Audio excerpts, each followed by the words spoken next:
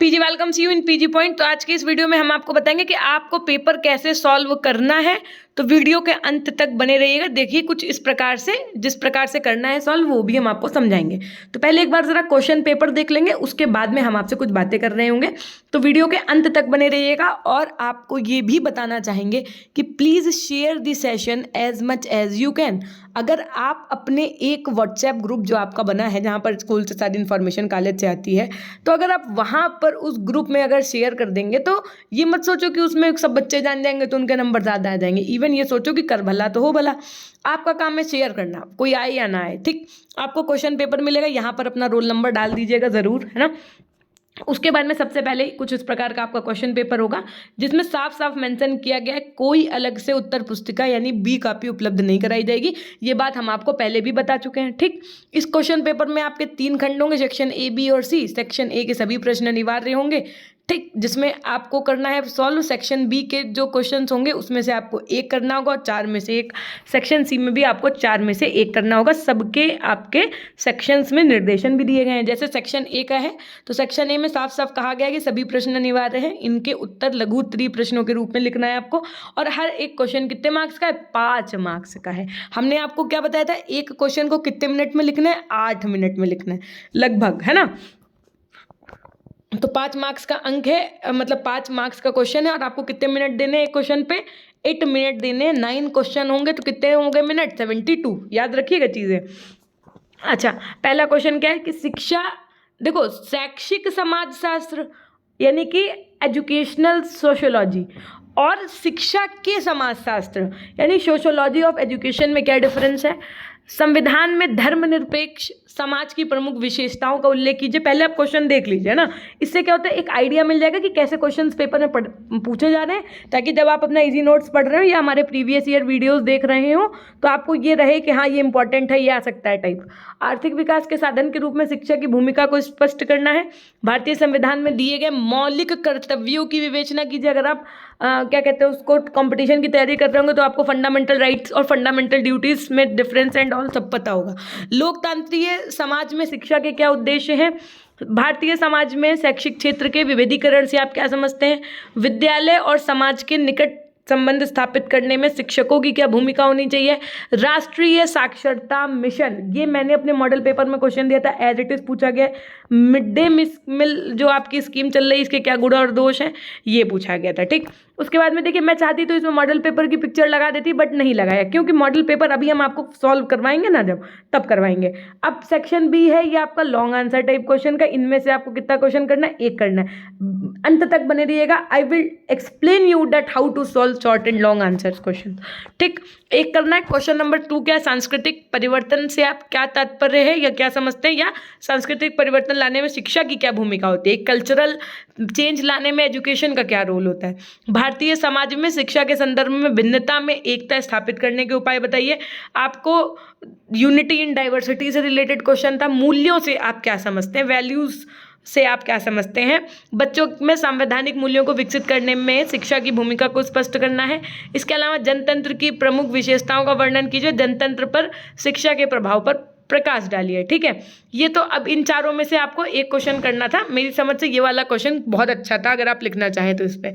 ठीक, उसके अलावा आपको जो अच्छा लगे आप वो लिखिए। सेक्शन सी से आपको 1 लॉन्ग आंसर करना होता है। 1 लॉन्ग आंसर को मैंने कहा था कि आप दीजिए 20 मिनट। ठीक है, 20 मिनट आपको देने हैं इसके लिए भी। तो और अभी हम आपको बताएंगे कि किन बातों का विशेष ध्यान देना है। शैक्षिक अवसरों की समानता से आप क्या समझते हैं? शैक्षिक अवसरों की समानता में शिक्षक की क्या भूमिका होती है? टीचर का एक क्या रोल होता है ना। उसके बाद में अब जैसे कि टीचर का रोल पूछा गया है कि भाई वो ऐसा नहीं है कि कोई डिसेबल्ड स्पेशल चाइल्ड है, या मान लीजिए आपकी क्लास में कोई बहुत पढ़ने लिखने वाला बच्चा है, आप उसी के हिसाब से कोर्स कंप्लीट करवाते जा रहे हैं। जो बच्चा सामान्य बुद्धि लब्धि का है या उससे कम बुद्धि लब्धि का बालक बालिका है तो आप उस पर ध्यान ही नहीं दे रहे हैं। आपको यूनिट 1 कंप्लीट करानी थी, आपने कंप्लीट करा दिया। जो आपकी क्लास का कुशाग्र बुद्धि बालक था उसको समझ में आ गया, जो आपके क्लास का बच्चा ऐसा था उसको नहीं समझ में आया। या आप बच्चों को जब पढ़ा रहे हैं तो आपने क्या किया कि कह दिया कि हाँ लड़की है तो उसको बायो ले लेना चाहिए या आर्ट साइड पढ़ना चाहिए, लड़कों को मैथ्स ले लेना चाहिए। तो ये सब होती है कि एक टीचर को पढ़ाते समय इन सब चीज़ों का विशेष ध्यान देना चाहिए। ताकि बच्चों में जेंडर इनइक्वालिटी जैसी चीज़ें भी ना आ पाएँ। और बहुत सारी चीज़ें हैं जो आप डिफाइन कर सकते हैं। मतलब अगर मैं डिफाइन करने को बोलते ही रहूँ तो फिर बोलते ही रहूँगी, इसलिए मैं थोड़ा सा आगे बढ़ना चाहूँगी कि शिक्षा के सार्वभौमिकरण से what do you understand by universalization of education. और अब इसमें क्या मेन प्रॉब्लम्स आ रही हैं, अब आप बहुत अच्छे से बता सकते हैं। शिक्षा के सार्वभौमिकरण में आर्थिक समस्या, शिक्षा के सार्वभौमिकरण में सामाजिक समस्या, शिक्षा के सार्वभौमिकरण में भाषाई समस्या, कि भाई बहुत सारी प्रॉब्लम्स है ना। प्रॉब्लम्स तो आप अपने दिमाग से भी लिख सकते हो, ये तो ऐसा क्वेश्चन था। उसके बाद में क्या, सर्व शिक्षा अभियान से 100% इस बात में क्वेश्चन आएगा। मैं इस क्वेश्चन को मार्क कर दे रही हूँ, यहाँ पर 100 ने 110% लो लिख दिया, चाहे लघु में है चाहे दीर्घ में है, लेकिन क्वेश्चन जरूर आएगा आपका। SSA अच्छे से पढ़िएगा, सर्व शिक्षा अभियान क्या है, इसकी विशेषताओं और उपलब्धियों की विवेचना भी कीजिए, ठीक है। कस्तूरबा गांधी बालिका, इससे भी 100% क्वेश्चन आएगा। KGBY कस्तूरबा गांधी बालिका विद्यालय योजना की कार्यप्रणाली का विस्तृत वर्णन कीजिए, ठीक है। उसके बाद में आप देखो कैसे सॉल्व करना है। जैसे मान लीजिए आपको कॉपी मिली, तो सबसे पहले आपको हेडिंग डालनी है। इंग्लिश मीडियम वाले होंगे तो सेक्शन ए डाल दीजिएगा, हिंदी मीडियम वाले हो तो खंड आ डाल दीजिएगा। पहला डाल के 1 डाल के लघु उत्तरीय, देखो लघु उत्तरीय प्रश्न, ठीक, ये आपकी हेडिंग होनी चाहिए लघु उत्तरीय प्रश्न की। उसके बाद में क्या करना है, सेक्शन जैसे 1 का ये था ना, पहला क्वेश्चन क्या था, शैक्षिक समाजशास्त्र और शिक्षा के समाजशास्त्र में अंतर लिखना था। हमेशा याद रखिएगा कि कॉपी का जो पहला दूसरा आंसर हो वो इतना अच्छा लिखिए कि जब एग्जामिनर आपकी कॉपी चेक करने बैठे तो उसका माइंड मेकअप बन जाए कि बच्चे ने आंसर बहुत अच्छे से लिखा है। बात समझने का प्रयास करिए क्या कह रही हूँ, कि पहली पेज, दूसरे पेज, तीसरे, इन सब पेजों में कटिंग्स नहीं होनी चाहिए। दूसरी बात, इनका आंसर भले आप शुरू में दो पेजों में लिख दो, समझो बात को, क्वेश्चन नंबर 1 2 पेज में लिख दिया, 2 2 पेज में लिख दिया, क्वेश्चन नंबर 3 1.5 ही पेज में लिख दिया, क्वेश्चन नंबर 4 1 ही पेज में लिख दिया, क्वेश्चन नंबर 5 1.5 पेज में लिख दिया, इस तरीके से। और जो लास्ट क्वेश्चन हो, मतलब सेक्शन ए का जो आखिरी के 2 क्वेश्चन हो, फिर उनको 2 1 पेज में लिख दिया। तो उससे एक होता है ना साइकोलॉजी के साथ खेलना।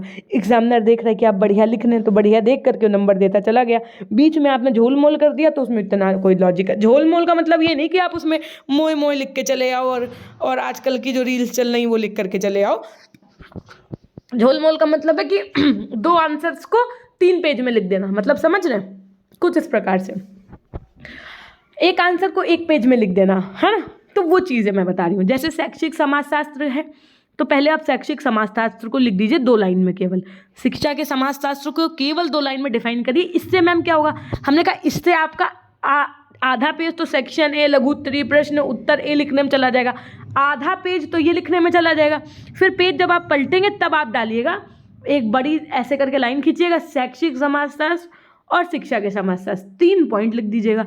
तो वो इतना अच्छा लगेगा देखने में, मतलब भले आप कोई बच्चा चाहे तो वो ये पॉइंट नहीं काम कर, मतलब वो नहीं लिखेगा, वो सीधे इस तरीके से डाल के आंसर अपना लिख देगा। बट अगर आप ये काम करेंगे तो एक जो एग्जामिनर का मेंटल व्यू है ना कॉपी चेक करने का, कि आपने औरों से अलग लिखा है, तो क्वेश्चन 5 के अन्य बच्चों को 3 नंबर दे रहा होगा तो आपको 4 नंबर देगा। बात समझने का प्रयास करिएगा कि मैं कहना क्या चाह रही हूँ। उसके बाद में जैसे मान लीजिए कि आपसे कोई गलती हो गई, जैसे मान लीजिए यहाँ पर मैंने ही गलत लिख दिया लघु उत्तरीय उत्तर, तो बहुत बच्चे क्या होंगे, ऐसे ऐसे ऐसे ऐसे पूरा किचिर पिचिर करके काट देंगे, वो दूर से ही हाईलाइट हो रहा है कि आपने उस चीज़ को काटा है। आपको क्या करना है, आप जैसे ये लिख गए तो इसके जस्ट बगल में आप प्रश्न लिख दीजिएगा। मान लो कोई लाइन में गलती हो गई, मैं तो उदाहरण दे रही हूँ, और इसको आपको कट कैसे करना है ये भी बहुत ज़रूरी। ऐसे डॉट डॉट डॉट 3 डॉट्स में कट हो गया, मतलब पता ही नहीं चल रहा है ना। तो बहुत गौर से आदमी देखे तब पता चले, तो ये चीज़ होनी चाहिए। उसके बाद में जब आप अब इस तरीके से आपको सारे शॉर्ट आंसर्स लिखने कोशिश करिएगा, हर एक आंसर में आपकी हेडिंग्स होनी चाहिए। क्या कहा मैंने, हर एक आंसर में हेडिंग्स होनी चाहिए। मैम हेडिंग्स क्या कैसे बनाए, हमने कहा हेडिंग्स आप खुद से भी बना सकते हैं, समझिए खुद से भी बना सकते हैं। जी हाँ, सेक्शन बी जो लॉन्ग आंसर होंगे इसको सॉल्व करने का पैटर्न है, समझो। एक है कि जैसे मान लीजिए कोई क्वेश्चन पूछा गया तो पहले उसकी एक हेडिंग डालो, एक हेडिंग डाला, उसके बाद में जैसे मान लीजिए शिक्षा क्या है, मान लो क्वेश्चन है कि शिक्षा क्या है लॉन्ग, तो आपने पहले हेडिंग डाल दी कि शिक्षा क्या है, ठीक, शिक्षा क्या है, ठीक, ये क्वेश्चन है तो आपने पहली हेडिंग क्या डाल दी, शिक्षा। समझते जाइएगा बात को। आपने शिक्षा को समझाया, ठीक, जॉन ड्यूवी के अनुसार समझा दिया, एडम्स के अनुसार भी समझा दिया, ठीक, इतना लिख दिया। उसके तुरंत बाद आपको क्या लिखना है, शिक्षा के प्रकार, शिक्षा के प्रकार में नंबर 1 डाल के आदमी लिखेगा औपचारिक शिक्षा और उसको डिफाइन करने लगेगा, नहीं। फिर डालिए नंबर 2 अनौपचारिक शिक्षा, तब उसके बाद में फिर बीच में डालिए औपचारिक शिक्षा। उससे क्या होगा, आपका आधा पेज तो यही भर गया, समझ रहे हो, और आधा पेज आपका औपचारिक शिक्षा लिखने में भर जाएगा। कहने का आशय ये है कि जैसे कि मान लीजिए कि आपको शिक्षा की विशेषताएं लिखना है, समझते जाइए, शिक्षा की विशेषताएं लिखना है। सपोज मैं एक उदाहरण दे रही हूँ, तो आप पहले हेडिंग्स मान लो 4 बना रहे हैं, 3 हेडिंग्स बना रहे हैं, ठीक। शिक्षा का सामाजिक रूप, शिक्षा का आर्थिक रूप, शिक्षा का सांस्कृतिक रूप। तो आप पहले 3 इस तरीके से लिख दो नंबर डाल के। उसके बाद में फिर डालो यहाँ पर शिक्षा का बीच में हेडिंग सामाजिक रूप, ताकि क्या हो कि आधा पेज, 1 पेज तो केवल हेडिंग्स डालने में भर जाए। कोशिश करिए कि चीज़ों को पॉइंट वाइज लिखना सीखिए, उससे क्या होगा, पेज जल्दी भरेगा। दूसरा, हेडिंग्स पहले लिखिए, उसके अंदर सब हेडिंग्स लिखिए, उसके बाद उस सब हेडिंग को डाल के तब डिफाइन करिए। कहने का से आप लोग समझ जरूर गए होंगे मेरा, नहीं समझे तो बताइएगा, मैं आपको इसको लिख करके समझाऊंगी कि कैसे करना है चीज़ें। तो होप सो कि आपको ये भी समझ में आ गया होगा। अब इसके बाद आपका जो शिक्षा का मनोवैज्ञानिक परिप्रेक्ष्य वाला पेपर है, आप अगर कहें तो मैं उसको पूरा आपको लिख करके डिफाइन करके आपको समझाऊं कि उसको कैसे लिखना है वो वाला पेपर। मतलब एक पेपर अगर आप लिखा हुआ शायद देख लेंगे तो आपको समझ में आ जाएगा कि पेपर को लिखना कैसे है। क्योंकि एक चीज़ होती है कि किसी को आना वो चीज़ और उसको प्रेजेंट कर पाना, there is a lot of difference. सब व्यक्ति शिक्षक क्यों नहीं बन सकते, क्योंकि आता तो बहुत से लोगों को है दुनिया में, लेकिन एक्सप्लेन करने की पावर जिनके पास होती है, टीचर्स वही बनते हैं। इसी तरीके से आपके पास लिखने की, प्रेजेंट करने की अगर अच्छी पावर है तो आपके मार्क्स नो डाउट बहुत अच्छे आएंगे, है ना। बस आपका एक काम मैं आपसे बार बार कह रही हूँ कि अगर आप शेयर करेंगे तो विश्वास मानिए एग्जाम तक आपका इतना साथ कोई नहीं देगा जितना मैं दूंगी मैराथन एंड ऑल सब करवा के। आपको बस केवल और केवल शेयर कर पे ध्यान देना और कुछ नहीं करना। एक बार इस लिंक को उठा करके अपने ग्रुप में भेज देना और कोई काम नहीं आपसे हम कह रहे हैं। बाकी लाइक और कमेंट्स तो आप करते ही रहिएगा।